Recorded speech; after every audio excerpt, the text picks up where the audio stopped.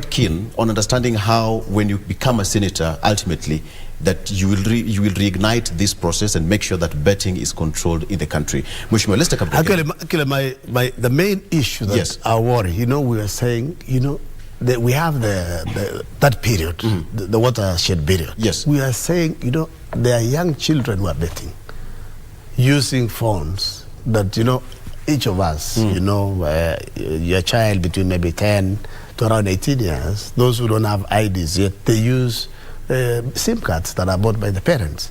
But we have challenges. This is something that is supposed to be done by adults, but it's done within, say, 6, because the law is very clear that this particular program should be done between around 10 p.m. to 6 a.m. But as early as morning, as early as 6, they have already started. People are already calling the radio and the TV. Yes. They're already doing it in the morning. Instead of doing when the youth, when the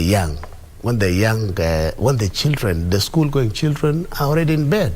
But they are doing it during the daytime. Yes. So that's why we wanted to ensure the Betting and the Licensing Control Board ensures they tighten the rules. All right. Yes. Mheshimiwa, let's take a break. When we come back, I'm still going back to that, because this particular debate was started even by the late MP, Jakoyo Midio. Or in the 9th Parliament. Yes. And the 10th. Exactly. Yeah. Let's talk about that and much more when we come back after this break.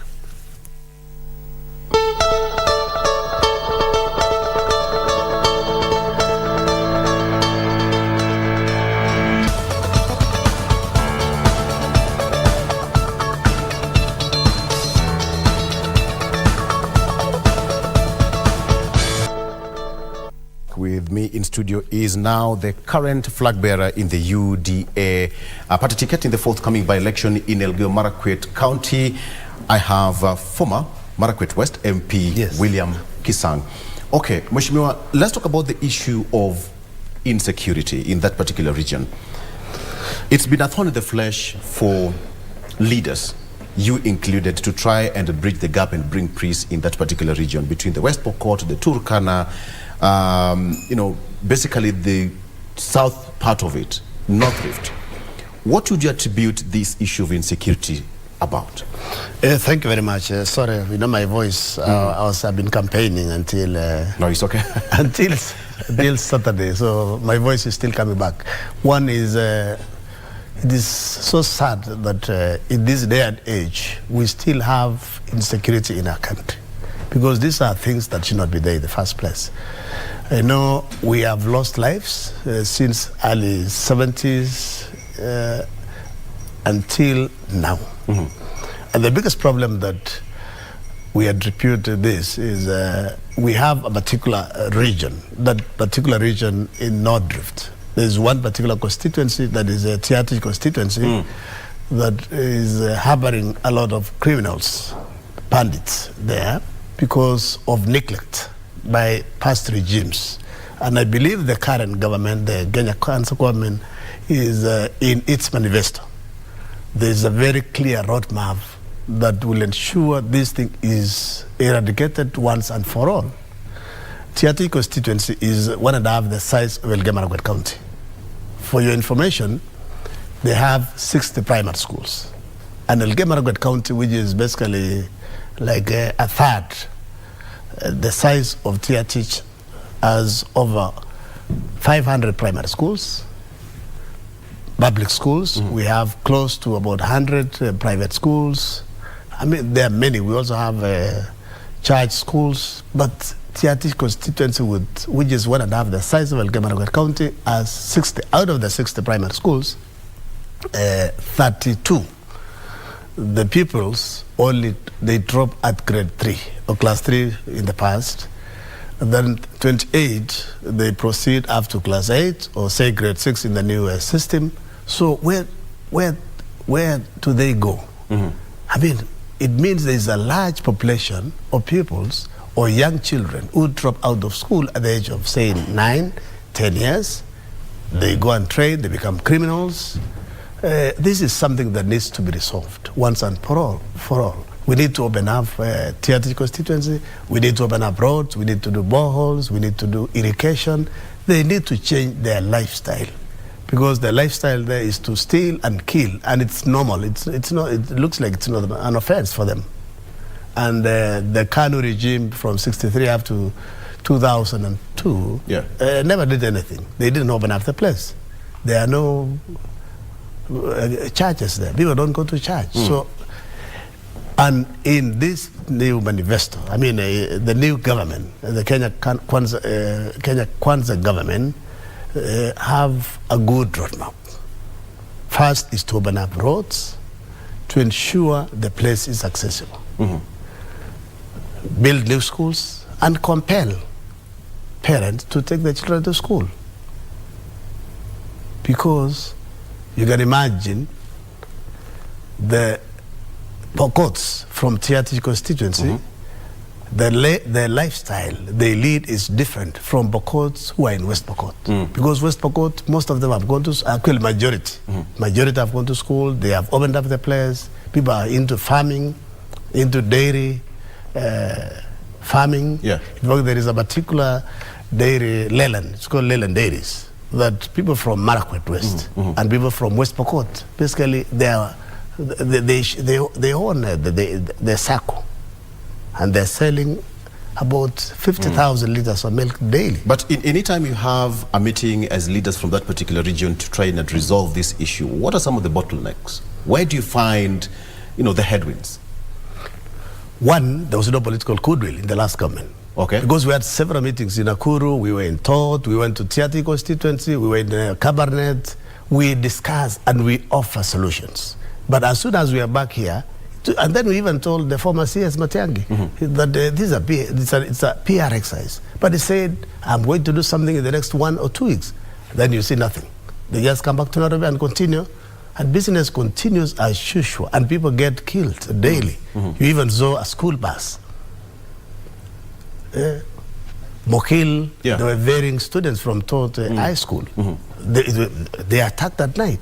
I mean, was there a cow? Were there cows in the bus? So that's why we're telling you there was no political goodwill. Yes. And it requires some serious soul searching and discussion, and also ensuring those who are the sponsors, there are people who are financing this particular... Which the president talked about around 3 weeks ago. Yes, there are people who are financing this thing. There are 3 items in this particular insecurity. I believe there are those who want to expand the land. Okay. It's an expansionism. Secondly, there are those who are interested with the cows.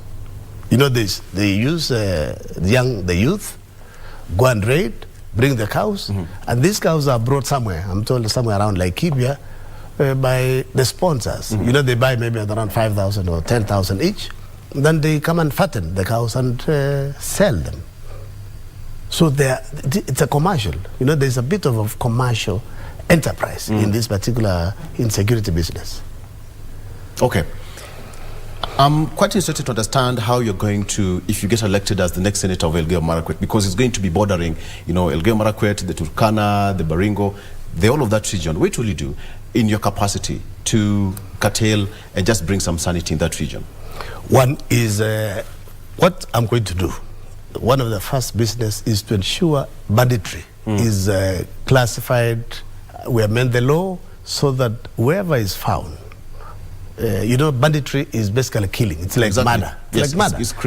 It's a criminal act. Yes, but you see the way it's taken now, it's taken casually. It's like banditry is not taken as, there's a bit of economic crime here. Exactly. There is murder cases here. So we need to, we change the law to ensure whoever is found perpetuating this act is basically, sentenced to life. Yes. Okay. These guys are just arrested, they're released, taken as if it's not a serious crime. One of the things is to ensure this is taken as a terrorist. Yeah. It should be like as terrorism. Exactly. We also have those who have lost lives. There are those who have been injured. They have lost the animals. We need to compensate them. We need to change the law to ensure You know, it is the business of government to protect you and protect your property.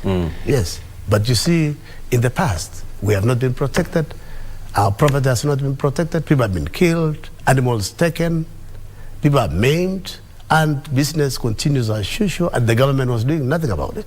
Yes. And the president said that he's going to do everything in his powers to ensure that some sanity is restored. At least we are happy now there's peace, but you know, something needs to be done so that we deal with it once and for all, so that it's not something that's on and off. Yes. How would you describe the situation right now in Elgeyo, Marakwet, and other bordering counties? For the last, say, 3 or so months, there's been relative peace because of change of government. So we don't know what they're doing now. But the biggest problem that I saw while I was campaigning is this particular group along River Kerio, they have crossed to the Elgeyo Marakwet side, taking care of adding the animals, but still with firearms. And you know, there has been some disarmament that is going on, but there is some allocations that the firearms that are being returned are those that are not in good condition. Yes. So we need serious disarmament so that we flush out all these criminals and we return all the firearms, so that, you know, the only person who has a gun is somebody who is licensed. Yes. Do you support the return of the police reservists? You know, there are 2 issues that needs to be done. One, we need a short-term solution. Exactly. Yeah, short-term solution is to ensure national police reservists are returned, so that they take care of the issues to ensure there is relative peace throughout. You know, the biggest problem with that region, Oloo, is the terrain. Exactly. The terrain is very difficult. There are no roads. You can't access even this particular group. And the only person who can help at the beginning to ensure they know the Panya routes is the locals. The police officers who are deployed to that particular region do not know the terrain. And they need the National Police Reservists from the region, from the area, so that they can help them. They help them to move around. Okay. Because some of the regions, there are no roads. In fact, what they need to do, what the government needs to do urgently, is to open up security roads towards River Kerio. Okay. Yes. Let's talk about the issue here, which I think many people are talking about. Elgeyo Marakwet borders western part of Kenya, which many call the food basket of our country. The CS gave farmers in that region an ultimatum to sell their produce. Yes. To sell their maize. And there was a conflicting kind of statement yesterday by CS, who said that, you know, you cannot force farmers to sell their products. I don't know, what is your take on this?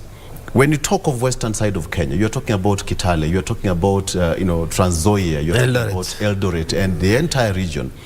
Most of those people depend on farming, and it's a thorny issue right now. Yes. Let me get your take on that, Mheshimiwa. The prices now good. You know, the prices are between around 5,000 to 5,600 per bag of 90 kilos of maize, which is it's a good price. The only challenge that was there last year is farmers were buying fertilizer at 6,500.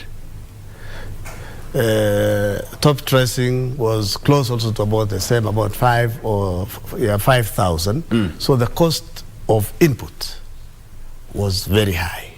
The cost of input of production this year and last year has been very high.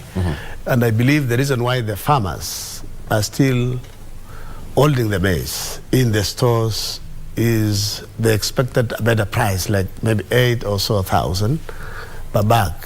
But I want to urge our farmers, please, it is time to sell your maize, because the government say they have a plan to import about 10 million bags. Exactly, yes. Yeah, they have a plan to import 10 million bags. And the moment the 10 million bags are in the country, the prices are likely to come down. So the best thing to do is this is the best time to sell the maize. Yeah. So, but without an ultimatum. No, of 72 you know, hours. you can't give an ultimatum because it is a free will. This is the maize sector is already, everything has been liberalized in the country except petroleum, which the prices are controlled. But for maize farmers, wheat farmers, the prices, it is the farmer to decide. I can decide. In fact, there's a time I had about $100 of maize. I mean, and I didn't sell for 2 years. Yeah. Just $100? Yeah.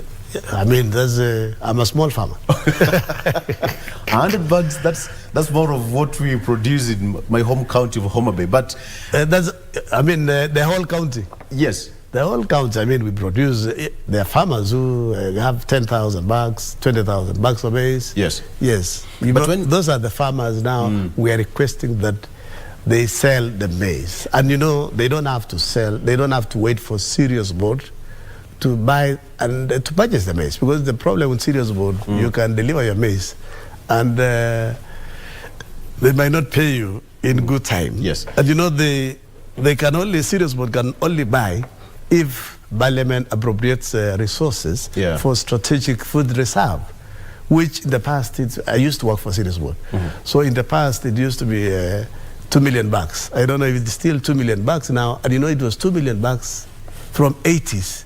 And the population of Kenya at that time was very small. So I believe now the strategic food reserve should go back maybe to around 5, 6, 7 million. Then you hold it maybe for around 5 or 2, 3 years. You know, this is like in the Bible. You remember what happened? You know, there was a season of plant harvest of 7 years, and then another 7 years without food. So the reason for strategic reserve was in case there is an issue, there's a drought, like the way we have now in some regions, so that the government can move in and maybe give relief food. Yeah, that brings my next question, where now there need to be some sort of a connection between the government and the farmers in that particular region, because when you have got around 10,000, 100,000 bags of maize in stores, and the government is now importing 10 million, do you really think now there should be some kind of legislative process in Parliament where the government will be compelled that at a particular period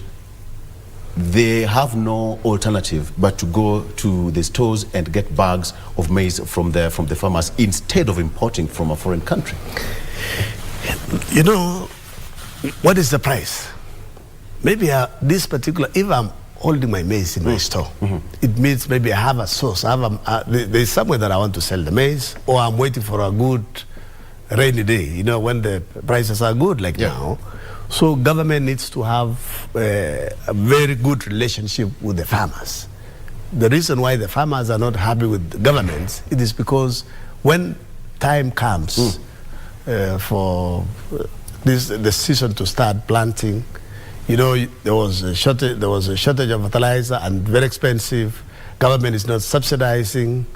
The prices of fuel are very high. Diesel is expensive. You see, the farmer is basically left on his own. And if you're left on your own and you have your maize, you can decide not to sell at a particular time until, especially if you have, you know, the large-scale farmers, if you have enough resources that can help you to continue running as you wait for a good price.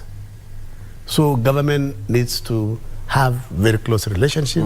They need to have extension officers. You know, the county governments don't have extension officers to also help the farmers, to give them free advice, free education, civic education. So now what becomes the role of this cereals board? No, serious board, it left. I think the serious board don't have any serious. You know, the problem that we have is in the past, we used to have a certain percentage of the budget that was going to research. You know, you do research so that you can also advise the farmers on the new variety of maize, new variety of wheat, so that, say, every 2-3 years, there is new, you know, you're getting new seeds, new variety of seeds to help the farmers to improve and increase the yield. But you see, for the last, say, 20-30 years, research has not been there. It's very little. You know, the donors, the donors they were working very closely then with CARI, which is now CALRO. But for the last few years, maybe close to 20 or 25 years, they have not had resources to improve on the seed varieties. Okay. Or advising the farmers. Yes. When you're in Parliament, I believe there are some of the bills which were tabled before Parliament. Probably some did not go to the final stages. What are some of the measures that Parliament were trying to mull to bring food security in this country? Probably some that even did not land on our news desks. The proposals that you had in Parliament, some you think that are quite tangible, that if enacted and put and passed into law, then this country would be food secure. One is, which was, if you remember, with the big four, the big four. Food security was one of the things that the government, the last regime, wanted to implement in the last Parliament, so that it was curtailed. As soon as Anshik came in, we lost. Basically what was supposed to be done within the last 5 years was not done. The reason why there was a serious move to build dams was to ensure there is food security in the country. Along Kerio Valley of Elgeyo Marakwet County, the reason why Kimwarer Dam was an Aror Dam and eventually Mbabut dams were to be built was to ensure to sort out two issues. One issue was to sort out food security in that region and also in the country, because we wanted to do more than, say, 100,000 acres of irrigation along Kerio Valley. The moment you sort out that irrigation along Kerio Valley, you would have gotten rid of food insecurity in that area and in the country, because we're going to plant maize, we do beet cotton, we do a lot of things. Then secondly, we would have also gotten rid of insecurity, because what brings the insecurity along Kerio Valley, it's because of the animals, cows, goats, and sheep. So if you irrigate the whole area, people will go into now zero grazing, and you do farming. Then you would have gotten rid of insecurity, and food security would be secure. So those are some of the things that came to Parliament also. We had bills. Yeah. And then another issue was we had proposals that the country produces its own fertilizer. Why should we be importing fertilizer this day and age? You remember, there was a setup, there was a small plant in Eldoret. Basically, it was like they're not doing production from zero, but the fertilizer was already done. It's basically it's like repackaging and blending. They're doing a plant within that, but it's not picked up. Yes. Okay. You've mentioned the issue of Aror and Kimwarer, which I know it's quite close to the hearts of many people. We've talked about it. It's been politicized. It was a campaign tool from past regime until now. But the president said that it's now time. That's all in the past, and it's going to be activated. And Kimwarer and Aror Dam gets to its completion. I want to pick up your mind on this one, Mheshimiwa. When you become the next senator of Elgeyo Marakwet, Aror and Kimwarer, we all know the whole story about it. What will be your priority as a senator? Let me tell you what happened. 2008, I was not even in Parliament then, that is the August 29, 2008. The coalition government of the 10th Parliament actually approved the construction of Aror Dam and Kimwarer. 2008? 2008, in its minutes. And they agreed that the implementer was Kerio Valley Development Authority. So it's only that the Jubilee government are the ones who, when they came in, and they started now the process to advertise and tender and to kick off the project. The only challenge that we had that time is the community around Kimwarer and the community around Aror Dam is they wanted compensation. And it looked like there was no adequate conversation, there was no adequate public participation. They had some committees in place, but there were issues because there was resistance also from the community. the consultants were already on the ground preparing and doing basically environmental impact assessment without the communities being briefed properly. Compensation had not been done. So I believe as soon when these projects will be restarted, my proposal as a senator of Elgeyo County is to ensure that we engage the communities first. We discuss with them, we compensate them adequately. If it is land for land, that basically we look for good land, that we show them, then they agree to basically give us space so that we can do the dams, or we give them money, value for money, so that you value the place, compensate them for the land, and also compensate them for the developments that they already have in their own space. Yes. Yeah. So that's the minimum that needs to be done first. All right. Because these are our people, and the people needs to be compensated. All right. You can't force them. Yeah. Because they are willing. Yes. Yeah, they're willing. Let's take a break, and we come back. I'm going to give you, ask you your next plan. The by-election is just ahead of us. The 5th of January. Exactly. Yes. It's just ahead of us, and of course people are going for holiday. You really need to talk to people of Elgeyo Marakwet, because there's a lot of expectation, and whether you fit in the shoes of Kipchumba Murkomen. Yes. Okay, some big shoes there to fit in. Mine are bigger. Let's talk more with that when we come back with Mheshimiwa William Kisang shortly after this.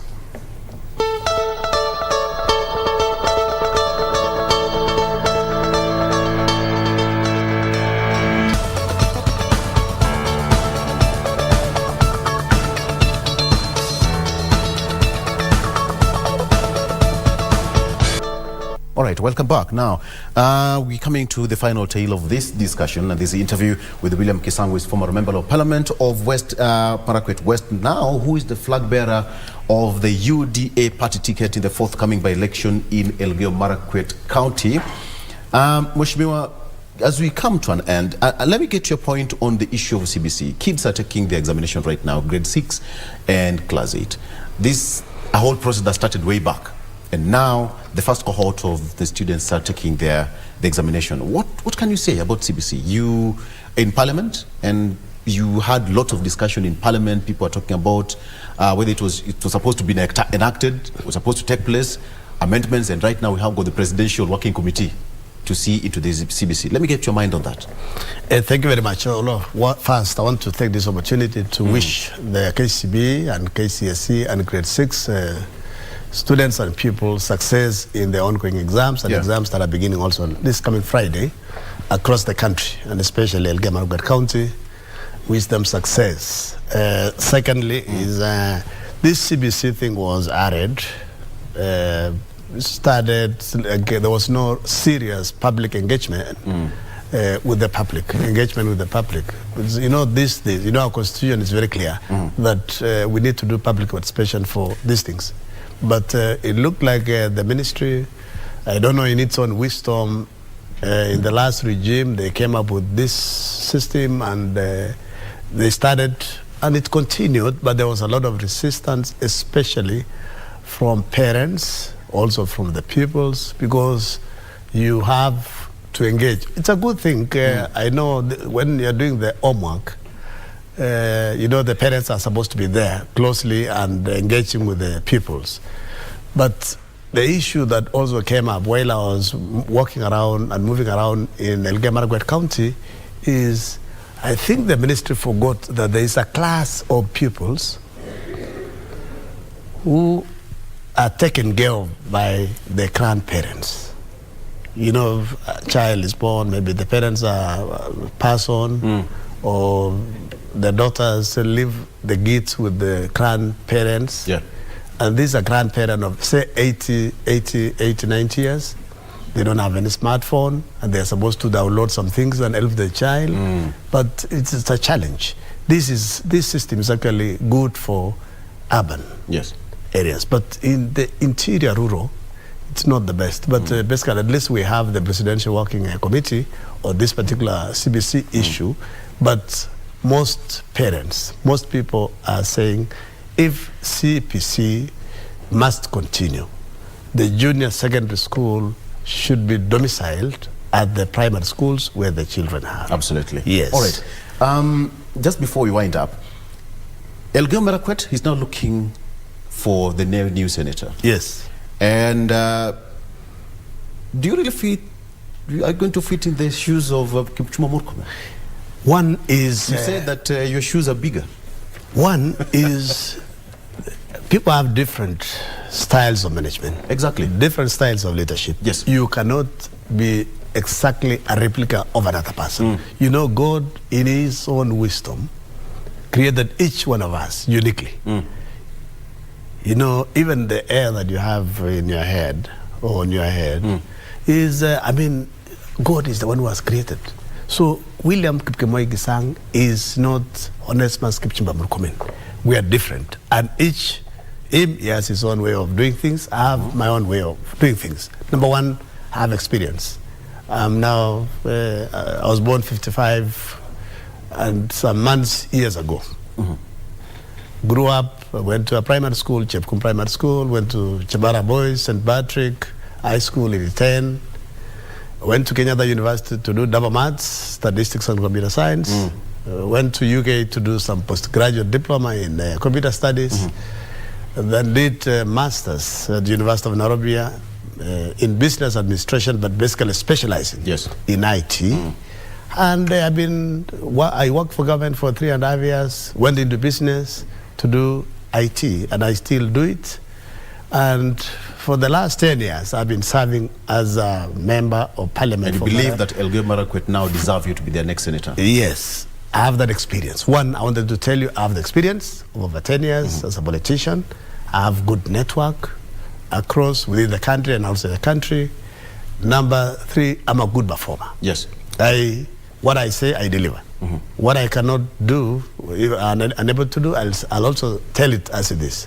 So I want to tell you, the people of Elgeyo Marakwet County will be very happy with me. Okay. Because one, I'll articulate the issues at the Senate. One of the issues that I want to be changed in the next review of the formula for revenue allocation, Elgeyo Marakwet County actually is number 3 from the bottom in terms of allocation of revenue. And they don't deserve to be in that position because the size of Elgeyo Marakwet County is bigger, our population is high, we have a very difficult terrain of Elgeyo Marakwet County. If you do some satellite area of Elgeyo Marakwet County and you want to take a photo so that you can know the actual size, Elgeyo Marakwet County is bigger. But because of taking that area, we have an hanging valley that basically I believe requires to be discussed when that revenue review comes up, so that